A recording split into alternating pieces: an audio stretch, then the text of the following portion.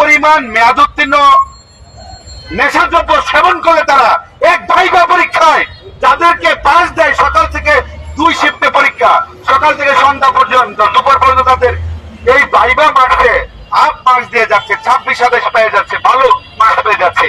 পরবর্তীতে যারা পরীক্ষা দিচ্ছে, পরবর্তীতে বিকাল আওয়ারে যারা পরীক্ষা দিচ্ছে, তাদেরকে 30 জন পরীক্ষা দিলে সবই ফেল করাইছে।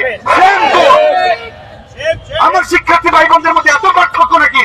যারা পাস করেছে তারা সনদপ্রাপ্ত, সনদ পাওয়ার যোগ্য, এইটা কোনো কথা হলো? তার মানে তারা কিভাবে জাজমেন্ট করেছে?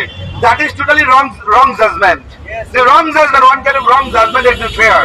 তো আমাদের কথাটা হচ্ছে, আমরা প্রশাসনের কাছ থেকে একটা খবর পেয়েছি, এই প্রেস ক্লাবে আমরা আন্দোলন করতে করতে পায়ের জোতা ক্ষয় করে ফেলেছি, পুলিশের নির্যাতন নিপীড়ন সহ্য করেছি, আমরা বিন্দুমাত্র পিছু হটেনি। এমনকি আমরা দেখেছি শিক্ষকদের গায়ে হামলা করা হয়েছে, রাতের আধারে শিক্ষকদের উপর পাকিস্তানি হানাদার বাহিনীর মতো ঝাঁপিয়ে পড়া হয়েছে। সেই ধরনের ব্রুচুয়াল অ্যাটাক আমরা এখানে দেখেছি। আমাদের স্পষ্ট ধারণা, স্পষ্ট কথা, আমরা দেশের নির্যাতিত নিপীড়িত মানুষের জন্য লড়াই সংগ্রাম করেছি। এইখানে 43 দিন অপেক্ষা করার পরে কেন পর্যন্ত একটা সলিউশন আপনারা দিলেন না?